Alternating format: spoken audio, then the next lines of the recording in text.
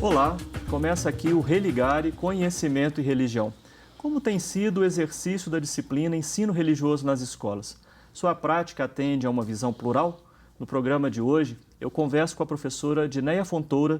Ela é mestra em Ciências da Religião pela PUC Minas.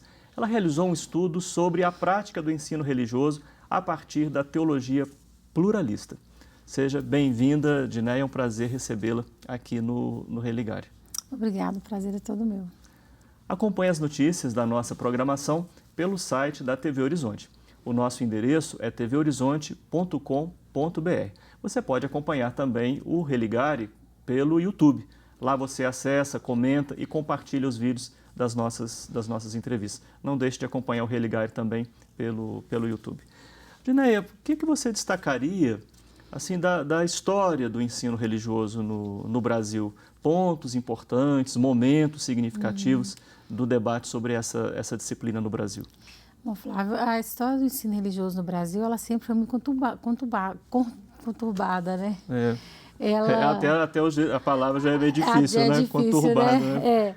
De fato, há um vai e vem né, de questões aí, então, do ensino religioso. O Brasil colonial, por exemplo, o ensino era muito catequético, né? A função do ensino religioso era catequizar mesmo.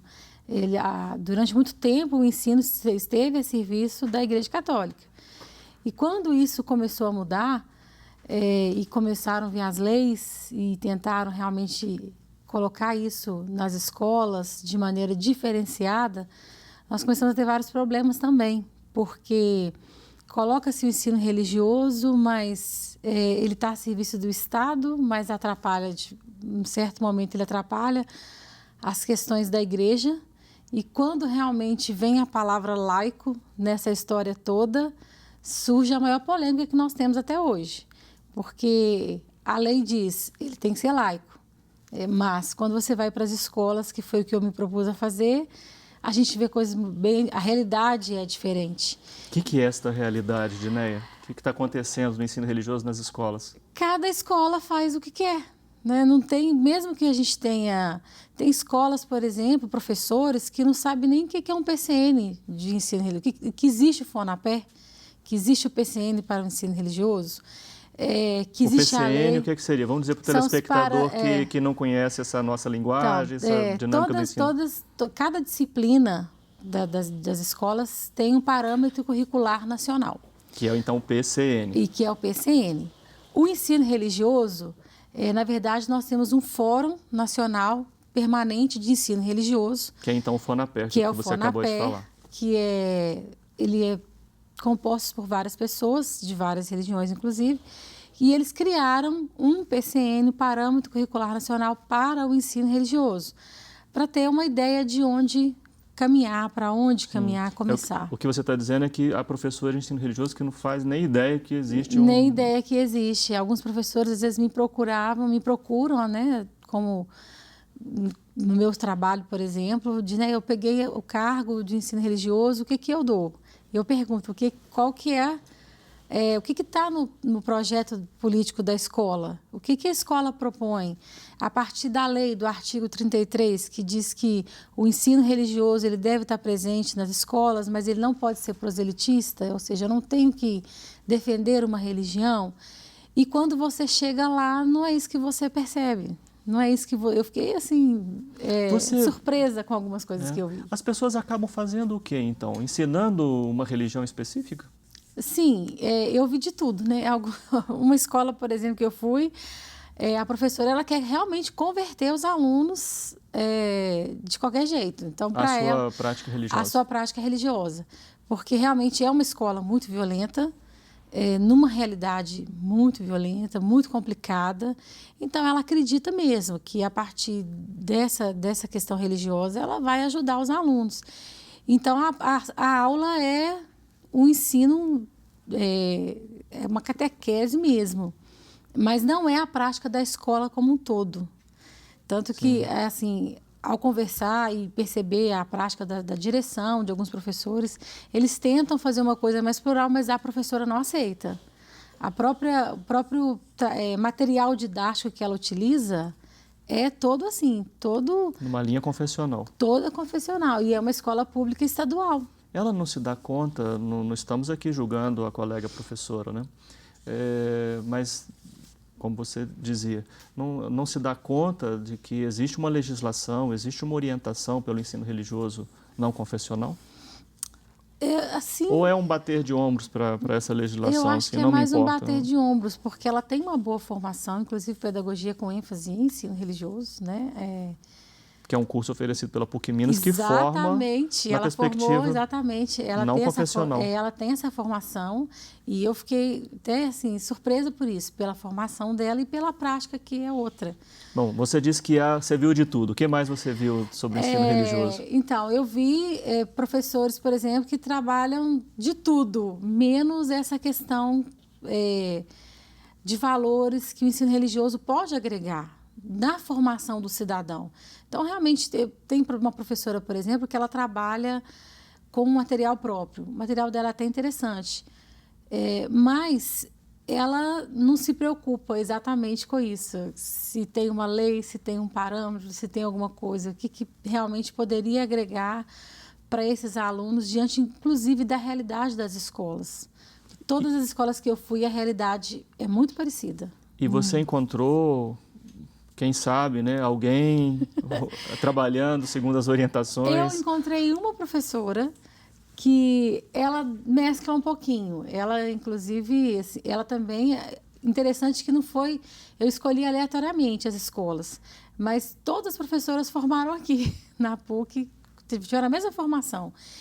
E essa professora, ela se preocupa mais com isso. Ela já propõe os debates que ela propõe na sala, ela já pega a questão de conflito religioso, os conflitos que existem, ela já traz uns temas assim, ela já tenta, dentro do possível, trazer, mas ela se preocupa só com uma faixa etária de 8º e 9º ano. O 6º e o 5º e 6º ela já acha que não deve, então ela volta para a velha prática de valores, de trazer histórias e alguns registros, assim, somente os meninos ficam produzindo textos. E a aula quase não acontece. É muita indisciplina, porque os meninos não se interessam, né?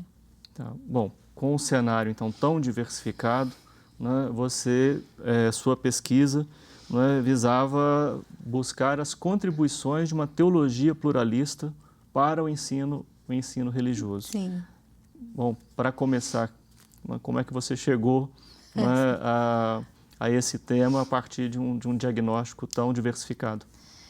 Bom, o tema em si, eu queria trabalhar o ensino religioso quando eu comecei o mestrado, e a minha proposta inicial era trabalhar com, apontar alguns conteúdos programáticos, e eu queria trabalhar a teologia pluralista como um todo. Mas numa aula, né, de fundamentos de ensino religioso, foi até você que estava dando, eu me senti desafiada, porque você disse que a gente teria que sair da nossa zona de conforto, que o bom pesquisador faz isso, ele sai da zona de conforto e vai buscar pesquisas que nos desafiam. Então, a teologia pluralista, ela me desafia. O que é uma teologia pluralista? Porque a teologia pluralista, ela propõe que um diálogo entre as religiões, e ela tira a questão de Cristo no centro, e aí entra Deus. Deus está no centro das religiões. E ela acredita que todas as religiões têm um poder salvífico. Então, para quem vem de uma cultura cristã, né, do cristianismo, isso é desafiador, porque você acredita que Jesus Cristo salva. E aí você vai para uma teologia que propõe isso, Sim. É desafiador. Então, eu falei, pessoalmente, né, você como filiada a uma tradição Exatamente. cristã, né, de tradição batista. Isso. Então, eu me senti meio desafiada. Falei, eu quero conhecer isso até mesmo porque eu quero entender esse diálogo, se é possível, até onde é possível, o que dessa teologia pode contribuir, já que a minha crítica é não trabalhar a questão confessional no ensino religioso. Então, a minha única saída era a teologia pluralista.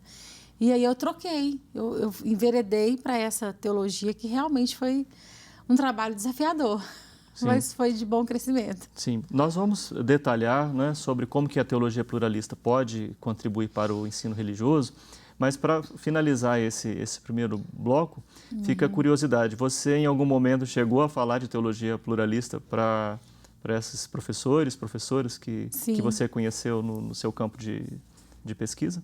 Sim, cheguei a entrar um pouco com a ideia, sondei, para sentir como eles reagiam? algumas coisas, né? Algumas pessoas se surpreenderam porque, nossa, mas você é evangélica e está propondo isso, mas eu não estou propondo uma mudança de religião e nem negando a minha. A questão não é essa, né? E realmente cheguei a fazer algumas checagens, né? Porque em alguns momentos não dá muito para a gente ir além. Então eu respeitei. Sim. A reação foi, então, entre dúvida... Foi dúvida. Uma professora mesmo falou, não, eu conheço, eu estudei isso com um professor, que até é o meu orientador, né? Não, sim, o professor Roberley Panacheves. Né? Ela disse, não, fui aluna dele.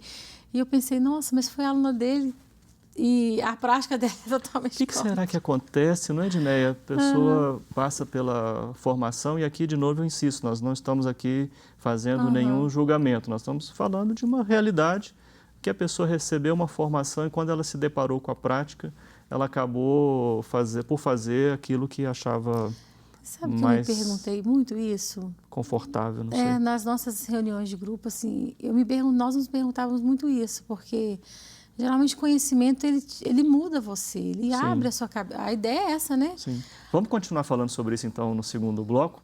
Eu converso com a Edneia Fontoura, mestre em Ciência da Religião pela PUC Minas. Estamos falando sobre o ensino religioso em contexto pluralista, da teologia pluralista. Nós vamos fazer um breve intervalo, voltamos já.